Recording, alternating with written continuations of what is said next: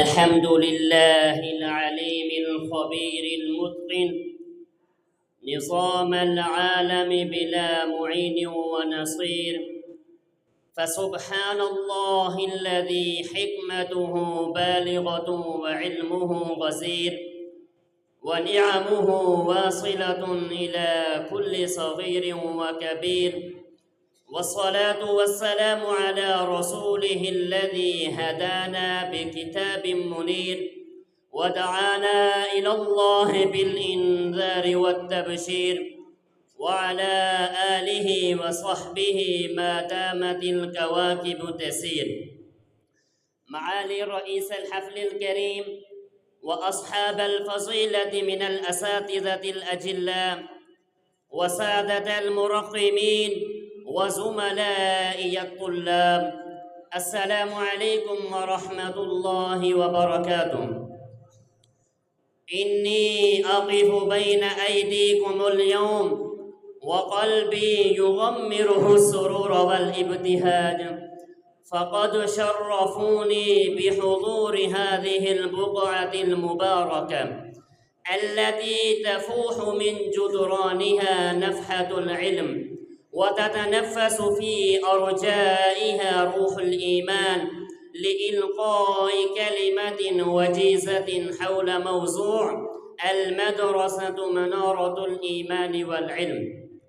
أيها الأفاضل، إن المدرسة الدينية ليست جدرانا من طين، بل هي روح حية ومشعل يحمل نور النبوة، وهي منارة من اقترب منها اهتدى، ومن ابتعد عنها ضل، ومن لجأ إليها وهب بصيرة تنقذه من متاهات العصر، وتغرس العقيدة كما يغرس النخيل في أرض طيبة، وترسخ جذور الإيمان في القلوب حتى تقف شامخة أمام رياح الشبهات، كما قال الله تعالى: في بيوت أذن الله أن ترفع ويذكر فيها اسمه يسبح له فيها بالغدو والآصال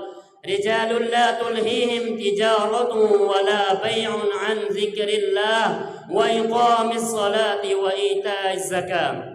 وفيها تصفى القلوب بآيات القرآن وتلين الأعضاء بذكر الرحمن، كما جاء في القرآن: إنما المؤمنون الذين إذا ذكر الله وجلت قلوبهم وإذا تليت عليهم آياته زادتهم إيمانا وعلى ربهم يتوكلون.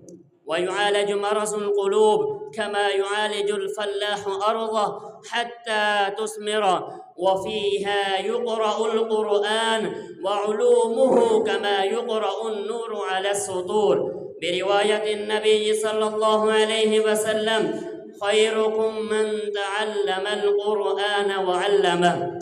وتدرس علوم الحديث كما تدرس جواهر النفيسة، كما روي عن النبي صلى الله عليه وسلم: نظر الله امرا سمع منا حديثا فحفظه حتى يبلغه.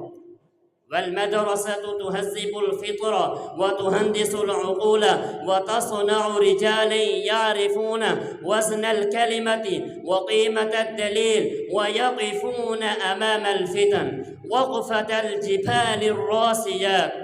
ما أحسن ما قال الشافعي رحمه الله: من لم يذق ذل التعلم ساعة تجرع كأس الجهل طول حياته. فلذا على طالب العلم أن يصبر فيها على طلب العلم، لأن طلب العلم فيه مشقة وفيه يطول الزمان، يحتاج إلى ضمان، يحتاج إلى صبر، وقد لا يتضح له العلم ليكون من زمرة العلماء وينال مكارم فضائلهم، كما قال الله تعالى: يرفع الله الذين آمنوا منكم والذين أوتوا العلم درجات. وفي رواية النبي صلى الله عليه وسلم: فضل العالم على العابد كفضل القمر على سائر الكواكب. وفي رواية أخرى: أو كفضلي على أدناكم. أيها المستمعون الكرام، كلما أظلمت الدنيا على الأمة أوقد الله مدرسة ترد عنها سواد الفتنة. وفي صدر الإسلام كانت مدرسة الأرقم فجر الهدى، وفي بغداد ونسابورا انفجرت أنهار العلم. أيها الطلاب، أنتم رواد هذه المنارة، فعليكم أن تحسنوا النية وتخالفوا الهوى وتحفظوا الوقت وتوقروا أساتذتكم أن علموكم بعلم ورببوكم بحكمة وهذبوكم برفق وجعلوا القرآن قائدكم والسنة دليلكم. اللهم اجعل مدارسنا رياحين نور، وبارك في طلابها ومشايخها وأهلها. والسلام.